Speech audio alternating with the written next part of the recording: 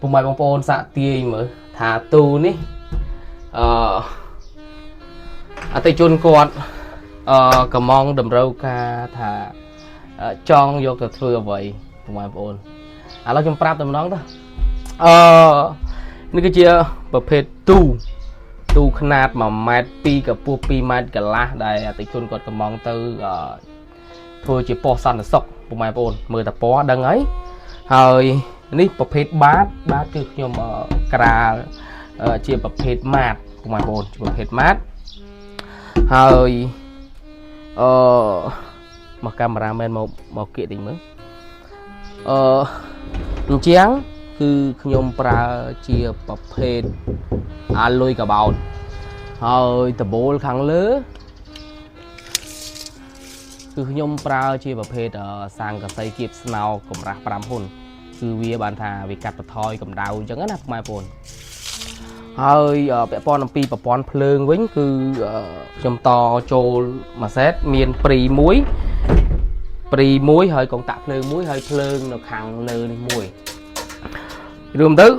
មានតែប៉ុណ្ណឹងព្រោះព្រីយើងដាក់ច្រើនពេកក៏វាមិនដឹងជាដាក់ធ្វើអីពុកម៉ែបងប្អូន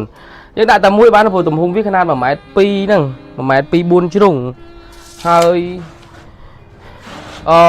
គាត់កំងឲ្យធ្វើជាប្រភេទទ្វាហូតចុះឡើងប្រភេទទ្វាហូតចុះឡើងឥឡូវនេះរៀបចំដឹកឲ្យអតិជនចេញទៅខាងភ្នំពេញពុកម៉ែបងប្អូននេះឥឡូវខ្ញុំវាស់ចាក់ស្ដែងឲ្យមើល1ម៉ែត្រ2 4ជ្រុងខនាតវា1ម៉ែត្រ2 4ជ្រុងយល់មើលទៅស្អាតទេពុកម៉ែបងប្អូនស្អាតទេមើលទៅហើយអីយ៉ាអូយគៀបដៃហើយនេះទ្វាយើងបើកចុះឡើងហើយតិជនខ្លះទៅក៏គាត់កំងអត់ចង់បានទ្វាអញ្ចេះគាត់ខ្វៀលជាងចេះវិញប្រឡោះចេះវិញទ្វាជាប្រឡោះចេះហើយខ្លះទៅក៏គាត់ចង់បានទ្វាបិទបើកចុះឡើងចេះបានអញ្ចឹងទៅ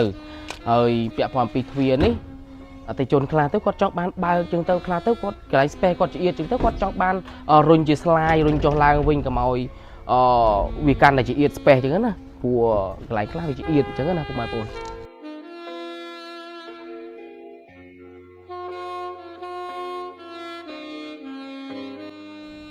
ហើយឥឡូវនេះទូយើងបានដឹកមកដល់រាជធានីភ្នំពេញហើយ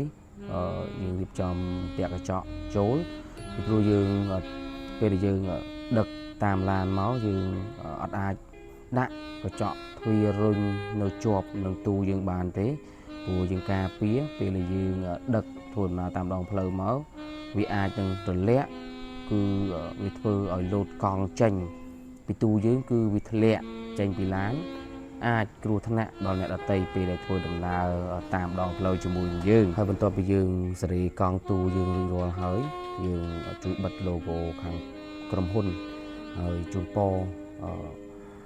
របងដែលជាក្រុមការងារក្រុមហ៊ុនខាងផ្នែកសន្តិសុខបាទជូនពរបងឲ្យក្រុមហ៊ុនបងកាន់តែរីកចម្រើនហើយ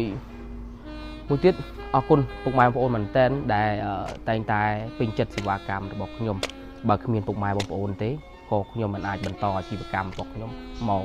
ដល់សប្តាហ៍ថ្ងៃនេះដែរហើយអស់ហើយមានប៉ុណ្ណឹងបងប្អូន